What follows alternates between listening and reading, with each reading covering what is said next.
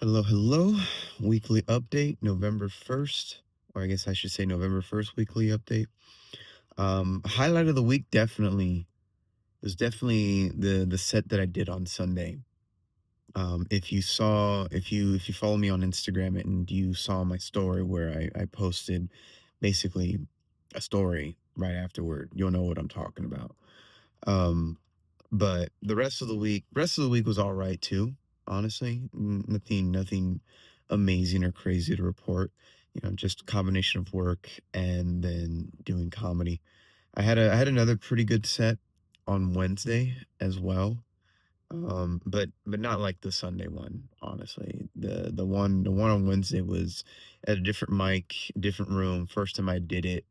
Um, and it was good. It was good, but just for different reasons. I'm not gonna go into that, but I'm gonna go into the one on Sunday instead.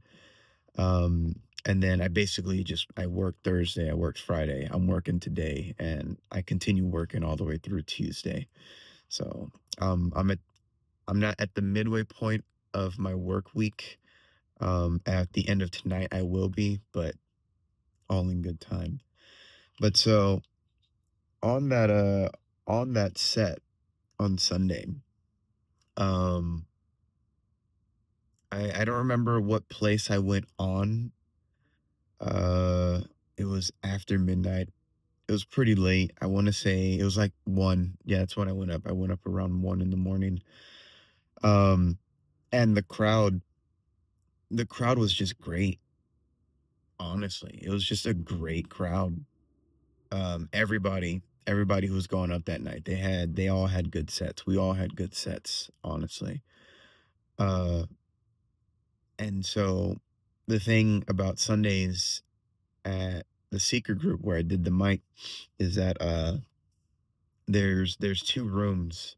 There's like one room, I don't even know what to call it, but there's like I guess you call it the main room, and then there's this other room called the box, and the mic starts in the box, and then at some point throughout the night, the management of the building wants to close that room down, obviously because it's getting later into the day, and they move people from the box to the main room.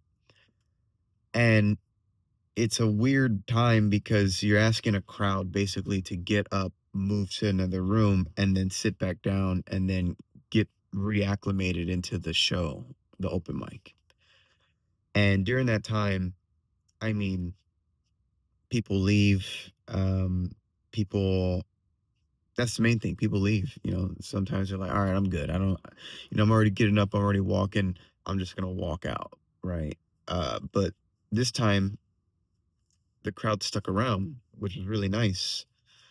And it happens sometimes, but like not only did the crowd stick around, but the crowd was into the mic and the comics and the comedy like the entire night. Because when I got there, um, they were laughing in the box. They moved over. People were in good spirits. I don't know why. And then they sat down in the main room and they were having a good time there. So when I went up at 1 in the morning, um, I was going up for a crowd of like 10 people, honestly. Like it wasn't like one or two, three people who were like just sticking around out of like obligation of, oh, I may as well be here for everyone else, that kind of thing. Like I've already been here for some people. I may as well finish the night. Like no, like 10 people is it's a good amount. It's like it's a good amount, and they were just like, "Woo, yeah," they were having fun, which was cool. Um, but it was nice because then I go up there and I do my set, I do my jokes that I've been working on, um, and I get laughs throughout the whole thing. Like there's a few low points here and there, honestly. A few jokes that I'm like, all right, let's keep tweaking that joke. Let's maybe find another punchline for this joke. Let's see if we can rewrite this one. Things like that. But on the whole, my set's working. It really is. Um, and my last joke, my closing joke, gets a laugh, right? So I'm leaving on a laugh, which is nice. There's this one dude actually in the back. I remember he was in the back to the left. Um, because I did some crowd work in the beginning, and I did a joke, and then after that joke, I made a reference to the crowd work that I did in the beginning with this one guy who was up front. That got a laugh. Um, and then after that, there's a little pause moment where I was just like, do I want to keep going into that or do I want to get into my set? And so that guy in the back left, I saw him do this, right? I mean, I saw him do that, right? He's like, come on, keep going, like keep doing your set. Um, and then at that same time, I was just like, all right, let me just get back to my set. And then I go back into the set and I go back into my jokes. I get the light. I finish off my last few jokes, do my closing joke, and I walk off, you know? So it wasn't like a standing ovation. It wasn't like this amazing show where I got paid a bunch of money or anything. It was just it was just a happenstance crowd one night after work uh that were happy to be there. Um and I was happy to do it too. So afterward, it's one of those sets really. Like as a comedian, um, going on at open mics for like bar crowds or coffee shops or restaurants or wherever the mic is, um, it gets draining. It gets draining, honestly. Like doing comedy itself, it's not that hard, I don't think. I don't think it's that hard. I really don't. For some people it's fearful and everything, but I mean, you get up there, you get used to it, and you get better with it. It's like anything else. Um, but what huh, what stands out to me the most, what stands out to me as the most difficult aspect about comedy and practicing stand up is the tremendous amount of time, the tremendous amount of time it takes to get better and to actually do it. Like, it's a lot. It's a lot of time. Um, at least in the beginning. Maybe it changes when you get further along. Maybe. I don't know. I'm not there yet. God willing, I will be. But sitting down, writing jokes, going to a mic, putting your name on the list, waiting for your name to get called, being there when the host calls your name so you don't miss your spot. Uh, then getting up, doing it for like 5 minutes. You got 5 minutes if you're lucky, right? Because if you're at the end of the list and it's late into the night and there's a lot of people to go through, you may only be doing 3 minutes. So, huh. And then after that, sometimes you hang out with comics and you're up till 2 o'clock, 3 o'clock in the morning, right? And you went out at 7, right? You went out at 7 and you're out till 2. And that's not even counting the time that you sat down and you worked on your jokes beforehand, right? So 7, 8, 9, 10, 11, 12, 1, 2, and let's just say 2 hours writing beforehand. That's 9 hours in one day, right? That's a full-time job, right? For one day. Um, that's not every night either, but still,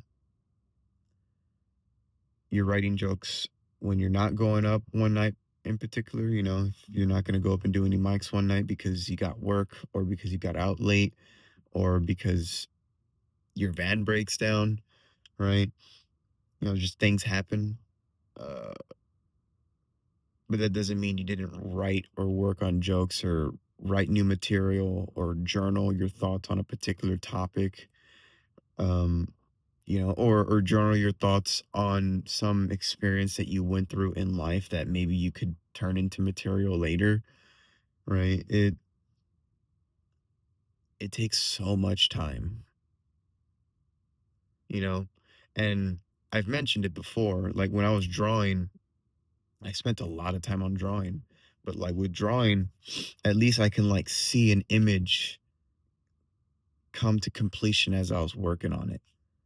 Or I can see the sketches of what it is that I'm working on, the new medium that I'm experimenting with, or the new media that I'm experimenting with. Um, and then maybe I do like a few smaller pieces before I do the big one. There's always like an actual incremental measurement of like, oh, this is what my time is going towards. Because even if I don't do that big one, I still have all those little sheets of paper to look back on. I'm just like, that's right. I was working on that, and I was working on this, and I was doing that, and I was trying this out, and I was trying that out. Right. With comedy, you don't have any of that. Like nothing. The closest I have is my joke journal. And that's it. Like I don't really have anything to show for the hours that I've spent on stage trying to get better at comedy. Um, the closest thing I can think of is that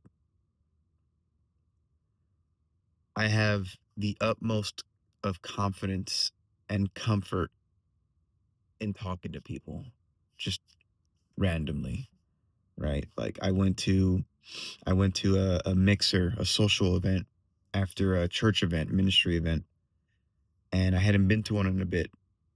This was actually on Tuesday as well. And I was a little nervous because I was just like, oh my gosh, dude, this is a social event. I'm gonna have to like talk to people. And I normally don't care to talk to people. Um, I'm a little introverted, obviously. Uh, just because I don't like small talk. I hate small talk. I think it's a waste of time. I hate it. I just don't like it. Uh, but I'm like, you know what? Screw it. Let's do it. So I go to the ministry event, which was really nice at church. Then I go to the social event, and I don't know who's in charge of organizing the thing or where we're meeting up. I mean, I know the place, the bar, but I don't know where in the bar we're meeting up, and it's a pretty big spot. So I asked the bartender, I'm just like, do you know where, this church group is meeting up? She's like, oh, I don't know, but I mean, you can check the roof. So I go to the roof, I get up there, start looking around, and I just start walking up to people, and I just start asking them like, "Hey, are you with this church group? Are you with this church group?" Um, and they're like, "Oh no, I'm not." I'm like, "Okay, cool, thank you." Then next one, like, "Are you church group?" Like, "Oh no, I'm not." I'm like, "All right, cool, thank you." "Are you with the church group?" Like, "Oh yeah, we are, we are. We were just at the ministry event. We're here now." That group, they actually were like, they happened to run into some old friends that they hadn't seen in a forever, so they actually ended up going off to the side and doing their own thing for the night. But then other people started to trickle in, and I recognized a few of them. And so I just walked up to them and just said, "Hey, you guys are with the church group?" They're like, "Oh yeah, we are." I'm like, "All right, cool." And then said hi, introduced myself, you know, and then I just started talking to them, and then you know, in the back of my mind, I was like, "Oh my gosh, this is like so easy." Like just talking to people I don't know, this is easy. It's like you go on stage trying to make people laugh, and you do that long enough, like suddenly just approaching strangers and just saying like, "Hey, what's up? My name is Don." Like, "Oh, hey." And like easy, easy. It's like it's so easy. Um, Notwithstanding the fact that I'm also a server at work, so I talk to people, but those are different circumstances because I'm doing a job at that point, out in the real world, I guess you could say. And at a social event, it's like it's on me to figure out how do I approach them, and I'm like, oh, yeah, I'm just gonna go up and say hi. So in that sense, I can say that there's a social skill I'm building, but again, there's no tangible thing I have to show for all my time in doing stand up comedy. And that's the closest thing I can think of, you know? So, all that to say, I'm happy with that set because, you know, it feels good.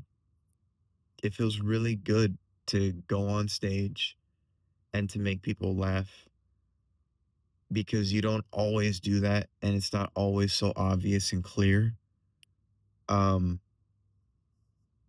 and it just, it kind of like reassured me. I'm just like, all right, I can do it. Like, I can get better at this. I have gotten better at this and I can keep getting better. And God willing, I'll start making money doing it. So I was really happy about that. You know, there is a part of me that's kind of like thinking, because I know it's possible to like, excuse me, I know it's possible to like buy a crowd. Excuse me. Like I know it's totally possible to, pay people to like go to a show. So there's a part of me that's kind of like thinking, I'm like, I wonder if someone in the management of the secret group like paid for a crowd to stick around that night just on a whim to do it. I have other reasons for thinking that, mainly because there's just a bunch of construction in that area, so there hasn't been a lot of people there recently. But then this one particular Sunday, there was a lot of people. So I was kind of like, I wonder if someone paid for this crowd, you know? But then at the same time, I kind of think like, even if they did pay for the crowd to be there, you know, they still laughed though, you know? And they laughed where I wanted them to laugh, right? And they laughed in some places where I wasn't expecting them to laugh. And then the crowd work that I did, that was real. That was genuine. And then the reference that I made from when I did a joke and then I made a reference to the crowd work that I did earlier and then that got a laugh, right? That was definitely impromptu and unexpected. And they laughed at that. So even if they were a bought crowd, um, they still laughed, right?